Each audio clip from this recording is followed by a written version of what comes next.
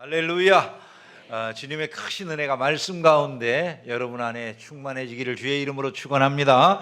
여러분, 지난 2시간에 걸쳐서 우리가 배운 것들을 기억하시는지 모르겠어요. 우리는 2시간 동안 성부 하나님의 축복, 성자 하나님의 축복, 이런 것들을 우리가 살펴왔습니다. 성부 하나님의 축복은 어떤 것들이 있었습니까?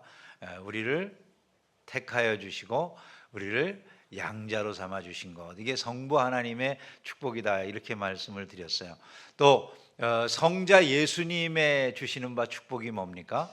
우리를 구속해 주시는데 그 구속을 영원토록 적용해 주신다. 또 우리가 세상에서 얻을 수 없는, 세상을 꿰뚫어 볼 수 있는 지혜와 총명을 주신다, 이런 말씀을 드렸어요.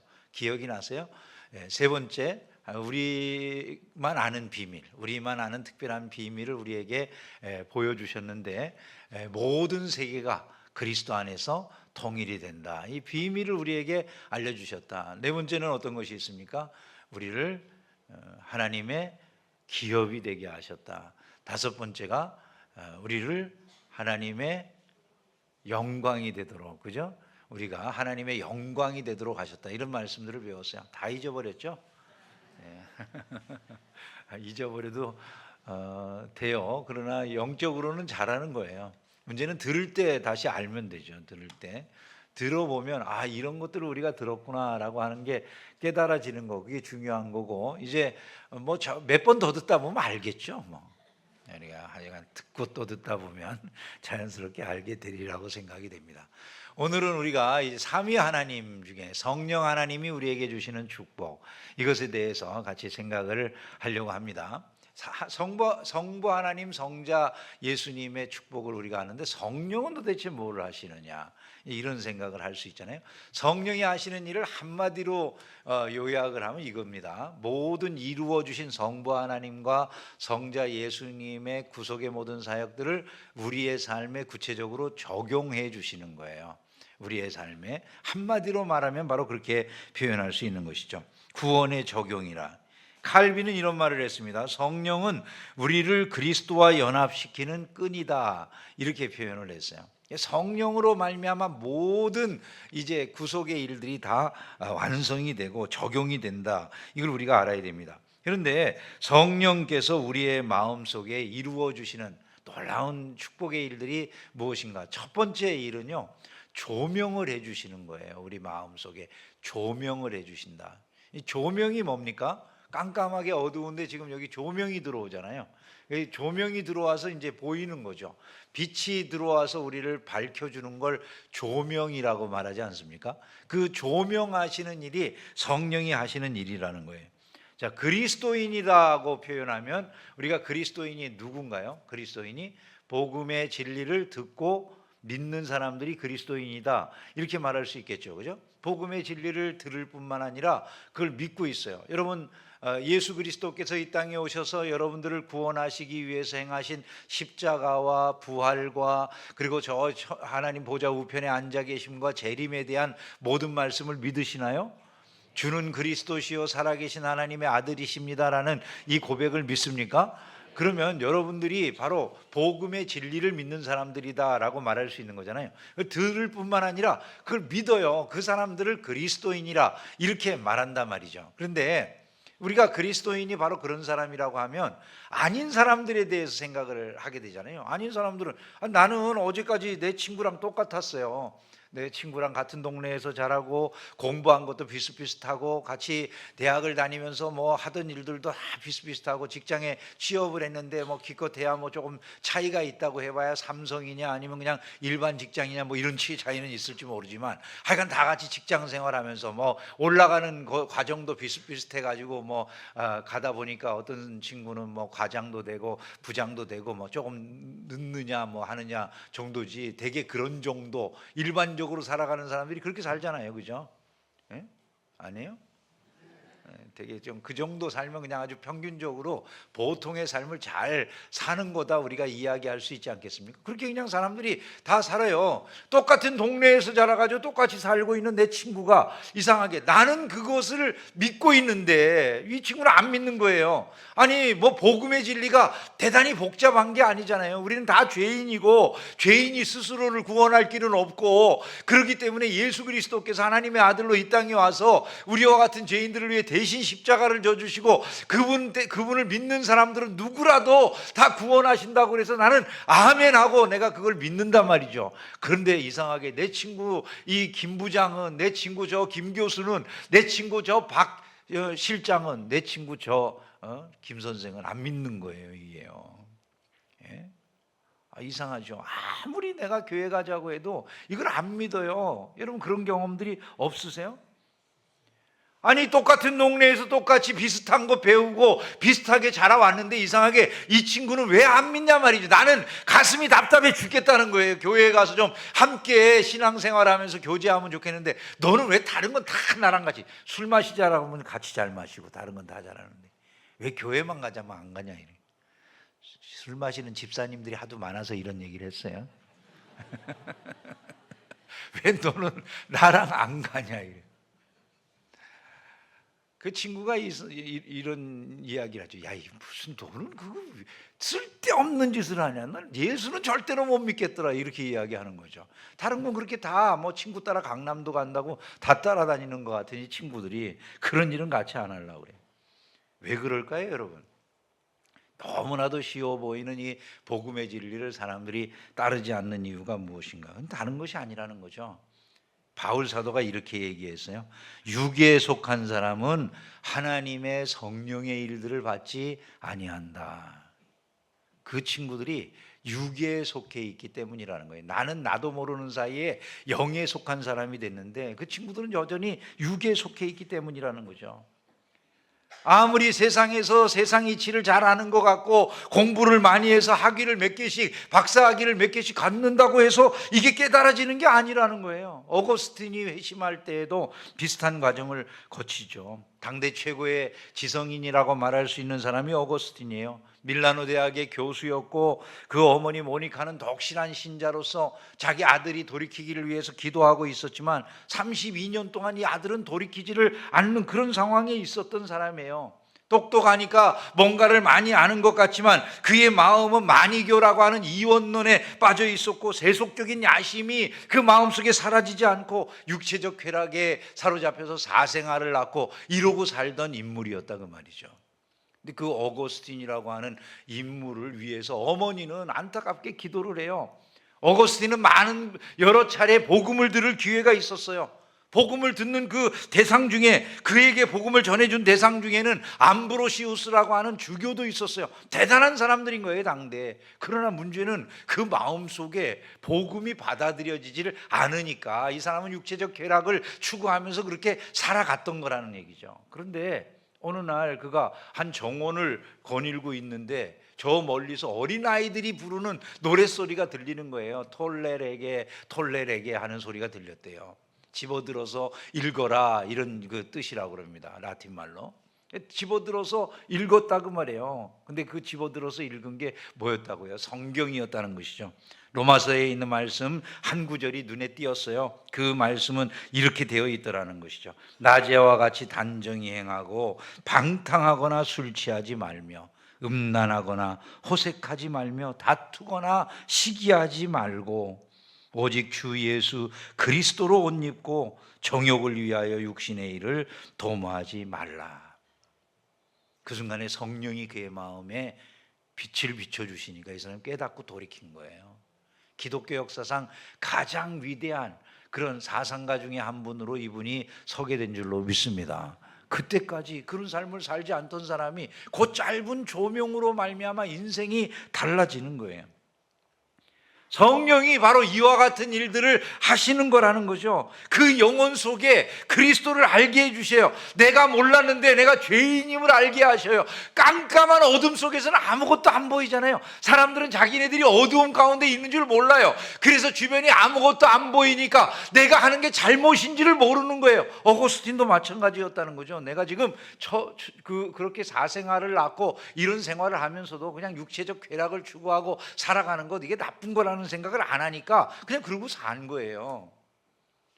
근데 그의 마음속에 성령이 조명하시니까 이게 잘못된 거다라고 하는 걸 안다는 거죠. 요즘도 여러분 세상에서 배운 사람들이라고, 뭐 권력이 있는 사람들이라고, 높은 뭐 위치에 있는 사람들이라고 우리가 알고 있는 이런 영적인 진리를 아나요? 모르죠. 사람들이 동성애를 즐기고 하는 이유도 여러 차례 말씀을 드리지만 그게 죄인 줄 알면 왜 하겠어요? 만약에 이게 하나님 앞에 서게 되는 그날에 너무나도 부끄러운 일이구나, 이걸 안다면 쥐구멍이라도 들어가려고 그러지 방송에서 떠들고 그럴 일이겠습니까? 그런데 사람들이 그걸 모르니까, 어두움 가운데 있어서 아무것도 안 보이니까, 그게 부끄러운 줄 모르니까 하는 일들이라는 것이죠. 그렇게 되어지는 가운데 빛이 비추어 들어오면 이게 죄인 게 보이는 거예요. 아니, 내가 어떻게 이런 부끄러운 일을 했지? 그걸 깨닫게 된다는 거죠. 빛이 비추어지기 전엔 몰랐는데. 옛날 우리 어른들 시대에 첩을 두고 사시던 어른들이 많았어요. 그죠?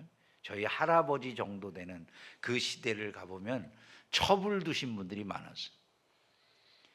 첩을 두신 분이 예수를 믿었어요.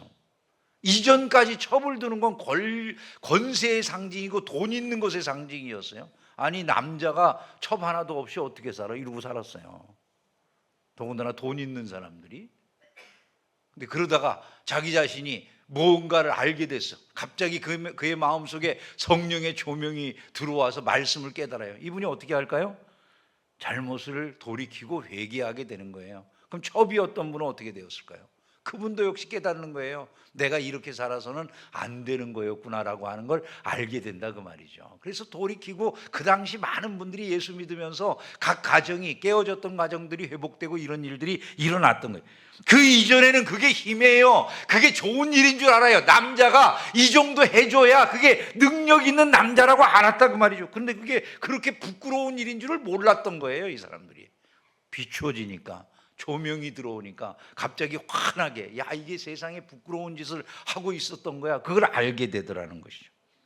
여러분, 성령은 우리가 죄인이라는 걸 일깨워주고요, 그리스도만이 유일한 구세주라고 하는 걸 알려주는 영이신 거예요. 성령으로 아니하고서는 예수를 주시라 할 수 없느니라, 이렇게 말씀하잖아요. 십자가 공로를 우리에게 일깨워 주시는 거다, 이 점을 우리가 알아야 된다는 것이죠. 웨스트민스터 신앙고백에 의하면 하나님께서 영생에 이르도록 예정하신 자들을 정하신 때에 효과적으로 부르시되 그들 안에서 역사하시는 성령의 말씀으로 부르신다, 이렇게 말씀했어요. 성령을 통해서 우리를 불러주시는 거다. 우리 교우들 중에는 대기업 임원으로 계신 분들도 여러분 계시고요, 사업으로 성공한 분들도 계시고요, 의사도 있고 변호사도 있고 교수도 있고 다양한 직업을 가지고 계신 많은 선생님들도 계시고 다양한 직군에 여러분들이 계시잖아요. 여러분 다 어떻게 예수를 믿게 되셨을까요? 논리적인 두뇌로 믿었을 것 같은데 그렇게 믿어지는 게 아니에요, 이게요. 여러분, 예수가 참으로 여러분의 구주이심을 믿습니까?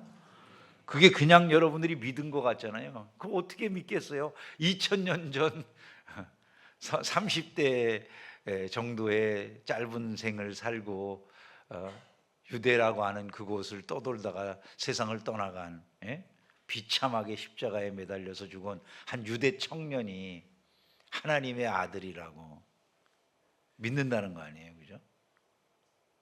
믿어지세요?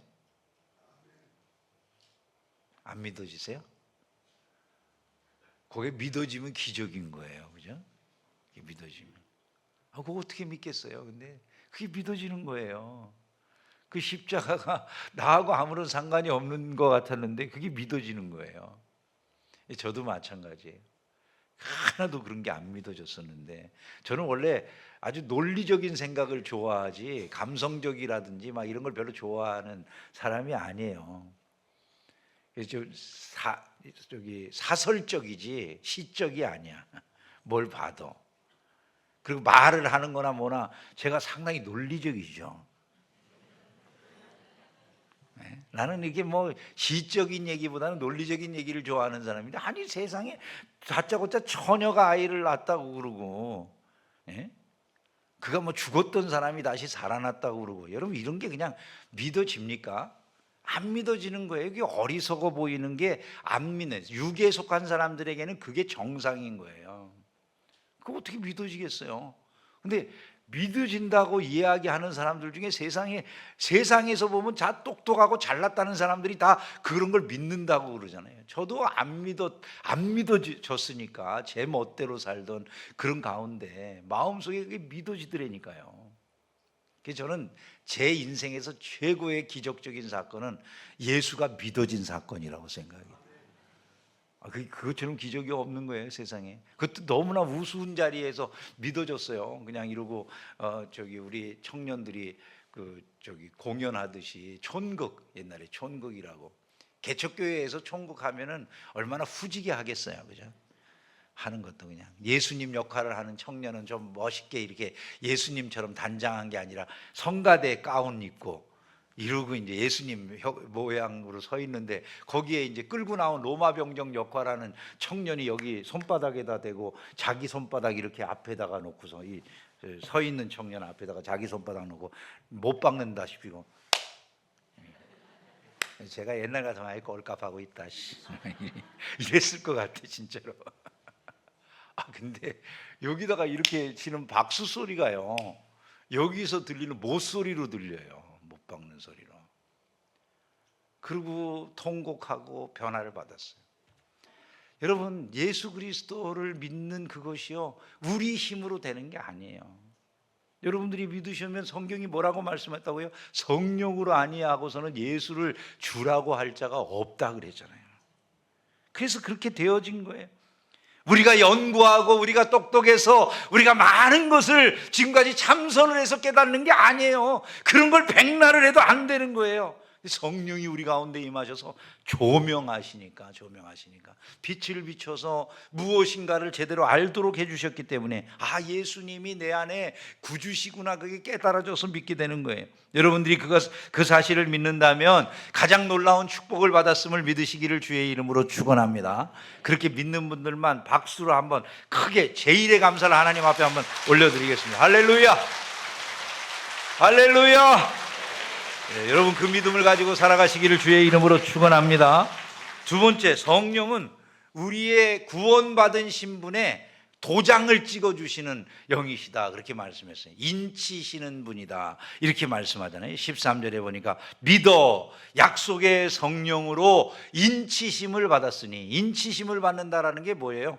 도장을 찍어주셨다, 그런 얘기란 말이죠. 도장을 찍어주셨다. 도장을 찍는 것은 일단 확실성을 보증하는 거예요. 확실하다, 이거 확실해. 계약을 하면서 계약서에 마침내 또 막 대화를 하면서 여러 가지 조정을 하다가 이제 드디어 계약서에 도장을 딱 찍으면 그게 이제 계약이 완성되는 거죠, 그죠? 이거 찍어야지 진짜지, 이거 안 찍으면서 계속 대화만 나누는 동안에는 이게 지금 계약이 성사가 된 게 아니다 그 말이에요. 도장을 찍는 것은 이거 확실하게 하는 일이야. 그리고 이제 보증하는 거와 같은 것이죠, 그죠? 이런 얘기예요. 하나님께서 우리에게 인을 쳐주셨다라고 하는 말은 너의 구원은 확실한 거야, 이렇게 해주셨다는 거예요. 할렐루야. 성령이 우리 안에 계시다는 것이 바로 그런 의미라는 거예요. 내가 예수를 믿어요. 이 예수를 믿는다는 게 하나의 표식이라는 거예요. 그것 자체가 확실하게 내가 구원받은, 나는 가짜로 구원받은 사람이 아니라 난 진짜 구원받은 사람이라고 하는 뜻이구나, 그게 내 마음속에 받아들여지는 것을 말하는 거예요. 두 번째, 도장을 찍는 건 언제 도장을 찍습니까?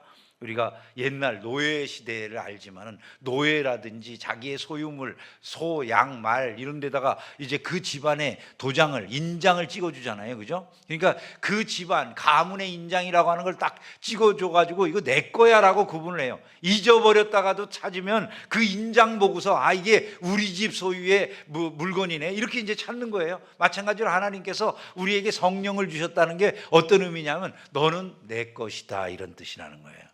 소유물에 대한 인정이라는 거죠. 너는 내 거야. 다른 어떤 존재들도 너를 소유할 수 없어. 너는 나의 존귀한, 나의 아주 소중한 그런 나의 것이다. 이런 말씀과 같다는 거예요. 하나님께서 그걸로 여러분 안에 성령을 보내어 주신 거라는 거죠. 너희는 택하신 족속이요 왕 같은 제사장들이요 거룩한 나라요 그의 소유된 백성이라, 이렇게 말씀하시는 것이 우리에게 해당되게 되었다는 것이죠. 마지막으로 한 가지 더 말씀을 드리면, 도장을 찍는 것은 이 안에 있는 것은 안전하게 보증이 된다라고 하는 그런 의미와 같은 거예요. 예를 들어 왕이 예전에 편지 봉투 같은 것 안에다가 자기가 넣으려고 하는 명령서 같은 걸 집어넣은 다음에 거기에다 붉은 이렇게 인을 붓고 나서 왕의 도장을 꽉 찍잖아요. 이거 아무나 뜯으면 돼요, 안 돼요? 왕의 명령이 없는데 뜯으면 죽는 거예요. 그죠? 거기에 왕이 도장을 딱 찍었다는 건 이 안에 있는 게 안전하게 보장된다, 이제 보호가 된다라고 하는 그런 의미와 같은 거죠. 이 하나님께서 우리 안에 성령을 주셨다라고 하는 게 딱 그런 얘기라는 거예요. 그 성령은 바로 하나님께서 나라고 하는 존재를 완전하게 보호해 주시고 지키신다는 하나의 보장이라는 것이죠. 여러분, 이것을 우리가 생각하게 될 때 그 속에서 우리가 감사하고 찬양하지 않을 수가 없게 된다는 거예요. 왜? 그것은 내가 구원받는다는 게 너무 확실하다는 이야기와 같은 거거든요. 나는 도장받은 사람, 마치 14만 4천 명이라고 하는 임받은 존재들이 다 구원받는 하나님의 백성으로 보호를 받는다 그래요. 계시록을 읽어보면 그런 일이 우리의 삶에 이루어진 것이다라고 하는 그 뜻이 바로 인을 받는다라고 하는 여기에 담겨져 있는 그런 뜻이라는 거죠. 저와 여러분들은 그러므로 기뻐하며 즐거워하며 하나님을 섬겨야 될 줄로 믿습니다. 더 이상 우리의 구원에 대해서 이게 취소될까 어쩔까 이런 걸 염려할 필요가 없다는 것이죠. 확실하게 구원의 보증을 받은 것과 같은 것이구나, 이 사실을 우리는 기억을 해야 되는 것입니다. 마지막으로 한 가지 더 말씀을 드린다면, 성령이 우리 안에 들어오셨다라고 하는 것, 그리고 성령이 우리에게 주시는 축복이라고 하는 것은 그분이 우리에게, 하나님이 우리에게 제시해 주신 계약금과 같은 분이시기 때문이라는 거예요. 성령님은 우리 기업의 보증이 되신다, 이렇게 말씀했거든요. 우리 기업이 어떤 것일까요? 우리의 기업은 뭐예요? 여러분들이 소유하게 될, 여러분의 이제 그 물려받을, 영원히 대대로 상속하게 될, 여러분들이 물려받는 재산, 뭐 여러분들이 할 일, 업, 그런 것들이 결국 뭐겠어요, 여러분? 천국 가는 거예요. 천국에서의 삶을 누리는 거예요. 그죠? 그게 우리가 궁극적으로 누릴 우리의 기업이라고 말할 수 있겠죠. 우리 몸의 구속, 영원한 천국 백성으로 살아가는 것, 이런 것들이 바로 우리가 누릴 기업이에요. 그런데 우리가 누릴 그 기업의 보증이 누구라고요? 성령이시라고 그러잖아요. 우리 기업의 보증이 되사, 그렇게 말씀했어요, 14절에. 근데 보증이라고 하는 이 말은 계약금이라는 뜻과 똑같은 거예요. 계약금. 여러분, 만약에 10억짜리 아파트를 갖다가 살려고 한다고 해봅시다. 10억짜리 아파트를 살려고 그러면 계약금부터 주지 않겠어요, 그죠? 하나님께서 우리라고 하는 것을 이제 너는 천국으로 내가 데려갈 사람이야라고 이제 우리에게 보증금을 주셨어요. 나는 이 천국을 너한테 줄 거야. 그리고 이제 보증금을 먼저 거셨는데 그 보증금이 누구라는 거예요?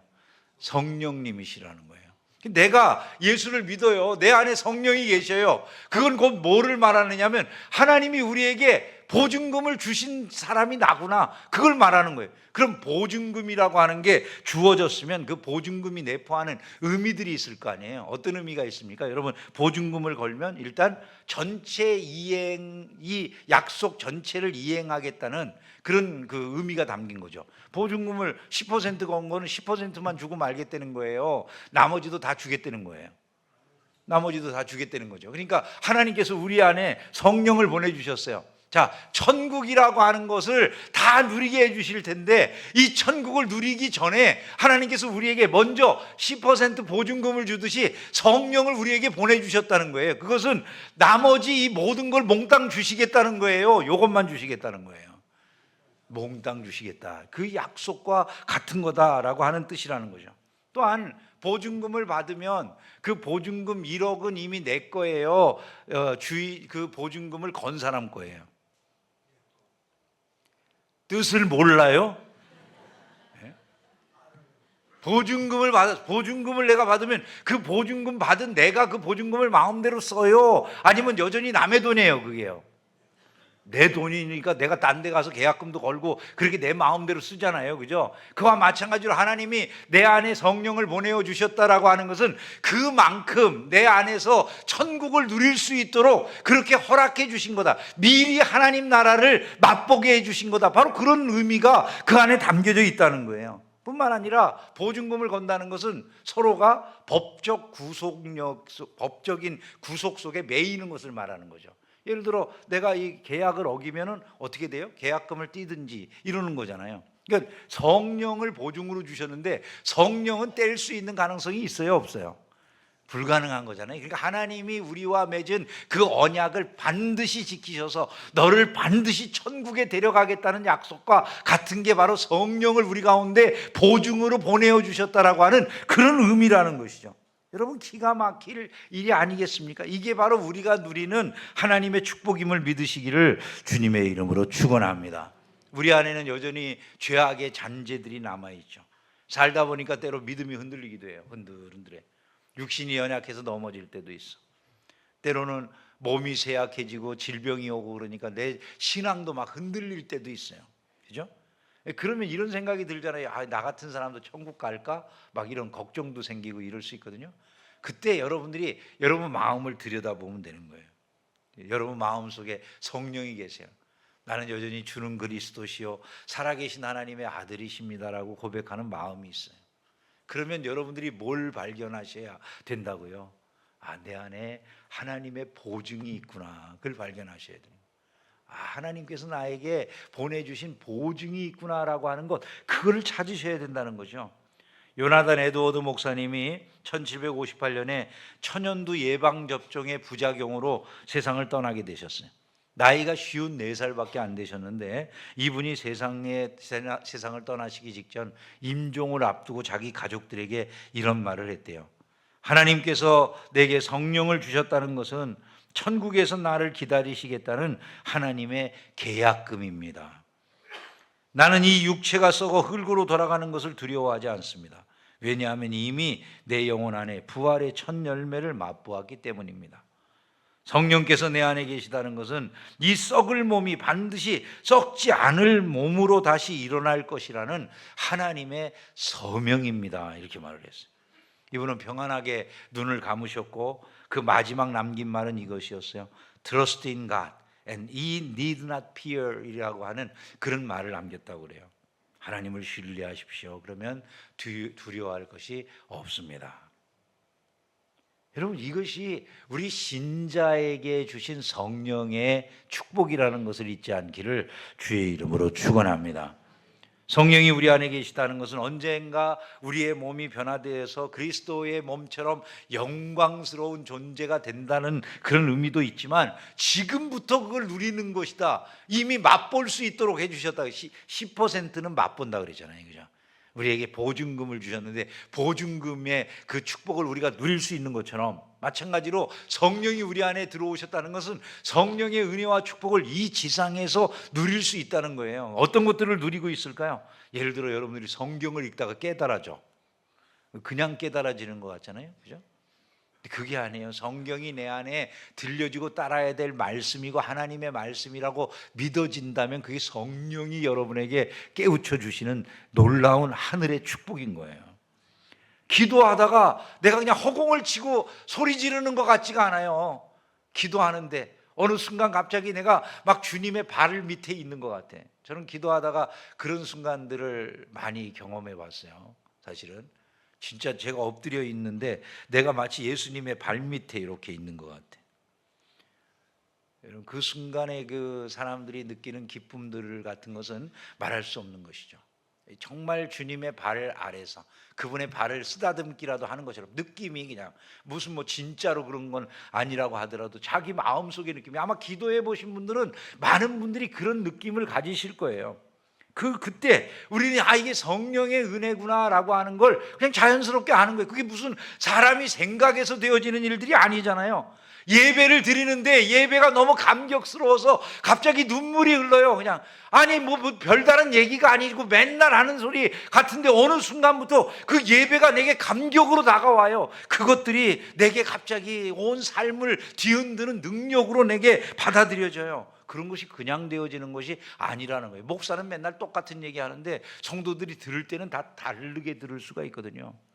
저희 돌아가신 할아버지가 그랬다고 그러시더라고요. 항상 이성복 목사님이라고 하는 유명한 성결교 부흥 강사가 계셨는데, 그분이 시골에 부흥회를 와서 부흥회를 하시면 저희 할아버지가 늘 그러셨대요. 아, 저 말쟁이.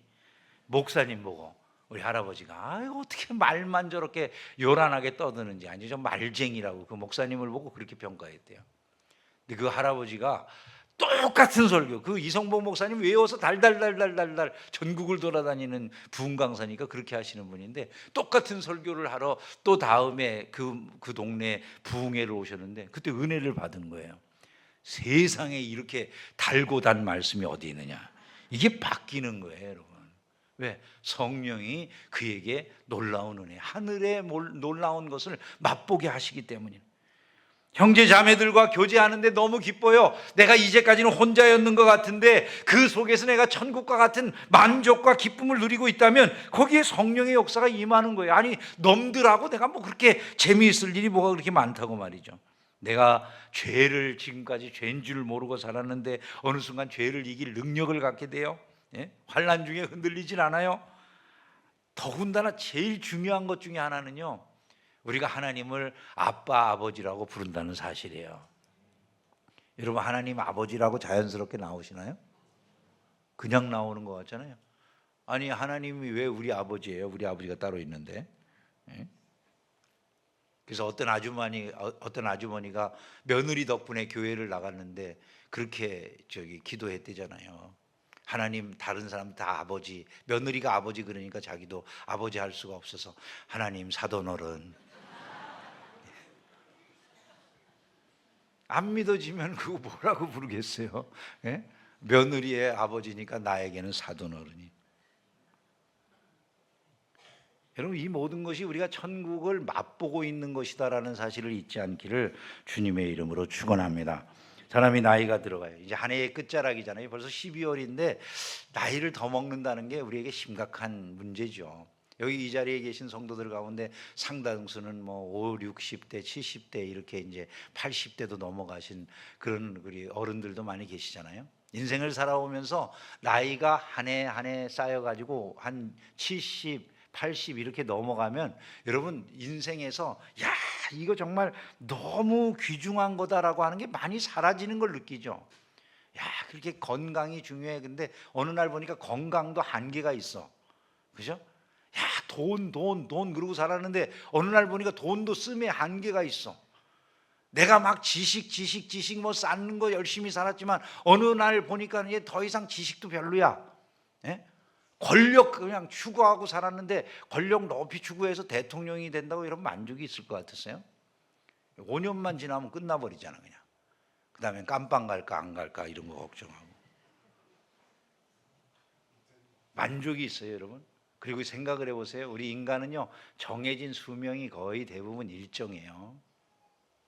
한 해 지나가면 나이가 더 든다는 게 굉장한 무게로 다가오게 될 때가 있잖아요. 예? 아니 이거 한 해가 그냥 가는 게 아니더라고요. 왜? 정해진 수명을 그렇게 많이 넘지를 못하기 때문에. 여러분 한번 생각을 해보세요. 대한민국에 100살 넘은 분들이 계시긴 하지만 몇 분이나 계세요? 100살 넘은 분들이 몇 분이나 계세요? 여러분들의 수명이 어느 정도인지를 이제 짐작을 하셔야 돼요. 많지 않죠, 그죠? 많지 않아요. 얼마 전 어느 조사에서 보니까 이렇게 기록된 걸 봤어요. 우리나라 2000년대 태어난 젊은 분들이 기대 수명이 얼마인가를 이야기했는데 84세인가 6세인가 그러더라고요. 그러니까 평균 수명을 말하는 거니까. 그러면 기대 수명이 지금 2000년대생들이 그렇다면 이 자리에 계신 대부분의 분들은 보니까 기대 수명이 그 이상일까요? 아래일까요? 자기 나이를 계산해 보세요. 저는 우리 부친의 돌아가실 때 그 연세를 생각을 하거든요. 72살에 돌아가셨는데 그렇게 생각을 해보면 진짜 몇 년 안 남은 것 같아요. 여러분, 뭐가 만족이 될 것 같으세요? 예? 굉장한 만족이 여러분들의 삶에 다른 것들이 있을 것 같으세요? 시간은 영원한 게 아니에요. 시간은 영원한 게 아니에요. 주어진 만큼밖에 못 살아요. 조금 더 살거나 덜 사는 건 있을 수 있지만 대단한 차이가 나는 게 아니다 그 말이죠. 자, 인생이 허무해요. 그러니까요, 사람들이. 그래서 말하는 거예요. 노년이 되면 70, 80, 90 되면 사람들이 고백하는 게 그거예요. 어느 순간 꼼짝도 못하고 되게 집안을 중심으로 동네나 한 바퀴 도는 게 최고인 그런 삶이 되는 순간에 우리가 그러거든요. 인생이 참 허망하구나 이러거든요. 그게 끝이라면 얼마나 비참하겠습니까? 사람이 생각할 수 있는 존재인데, 그때 우리 안에서 성령이 해주시는 말씀이 이것이단 말이죠. 야, 이게 끝이 아니야. 이게 다가 아니야. 너에게는 더 좋은 것이 예비되어져 있어. 그러는 거예요. 그게 바로 성령이 깨닫게 해주시는 놀라운 세계, 영적인 삶을 살아가는 사람들만 아는 세계라는 거예요. 내 아버지 집에 거할 것이 많도다. 그렇지 않으면 너희에게 일렀으리라. 내가 너희를 위하여 거처를 예비하러 가노니, 가서 너희를 위하여 거처를 예비하면 내가 다시 와서 너희를 내게로 영접하여 나 있는 곳에 너희도 있게 하리라. 여러분, 이 말씀이 우리에게 달콤한 말씀으로 들려지기를 주의 이름으로 축원합니다. 이 모든 일을 성령이 우리에게 행하시는 일의 결론이 뭡니까? 궁극적인 목적이 있다는 거예요. 그게 우리로 하여금 오직 하나님께 영광이 되게 하기 위함이다. 그렇게 말씀했어요. 그 얻으신 것을 속량하시고 그의 영광을 찬송하게 하려 하심이라, 이렇게 말씀했어요. 그의 또한 영광의 찬송이 되게 하려 하심이라, 이렇게 말씀하기도 했어요. 칼빈은 우리에게 그래서 이런 말을 남겼어요. 하나님의 영광은 구원의 알파와 오메가다, 이렇게 말했어요. 구원받은 이유, 모든 것은 다 여기에 달려있다는 것이죠. 그러므로 여러분들은 이제 성령 안에서 받은 이 축복을 마음에 새기시고 담대한 확신 가운데 살아가시기를 주의 이름으로 축원합니다. 소망 가운데 기쁨의 삶을 누리시기를 축원합니다. 감사하면서 헌신적인 삶을 살아가는 복된 성도들이 되기를 주의 이름으로 축원합니다. 인생의 후반전을 살아가고 있다고 해서 낙심할 이유가 없는 것이죠. 내게 남은 날이 얼마 없다 할지라도 그건 지상의 생명일 뿐이지 영원한 하나님의 자녀로서의 삶은 그때부터 시작이 되는 거예요. 빌립보서에서 말씀하듯이 너희 안에 착한 일을 시작하시니가 그리스도 예수의 날까지 이루실 줄을 내가 확실히 믿노라. 이것이 우리의 고백이 되기를 주님의 이름으로 축원합니다. 말씀을 정리하면서 여러분들이 이 자리를 나설 때 적어도 세 가지를 꼭 기억하시면 좋겠어요. 내가 믿게 된 건 그냥 내가 믿는 게 아니구나. 성령이 내 안에 조명해 주셨기 때문이다. 그 성령이 내 안에 계시다는 것은 하나님이 나를 확실하게 구원을 보증하시기 위해 인쳐주신 것이구나, 도장을 찍어주신 거구나, 이걸 여러분들이 생각을 하셔야 돼요. 그리고 그 성령이 내 안에 계시다는 건 마치 계약금 받은 것처럼 하나님이 다시는 이 약속을 취소시키지 않는 나의 구원을 확실하게 하신다는 보증이구나, 이걸 여러분들의 마음속에 새기셔야 된다는 거예요. 그것이 우리가 누리는 최고의 축복이요 최고의 은혜라는 것을 잊지 않고 매일매일의 삶을 승리하며 살아가는 복된 성도들이 다 되시기를 주님의 이름으로 축원합니다.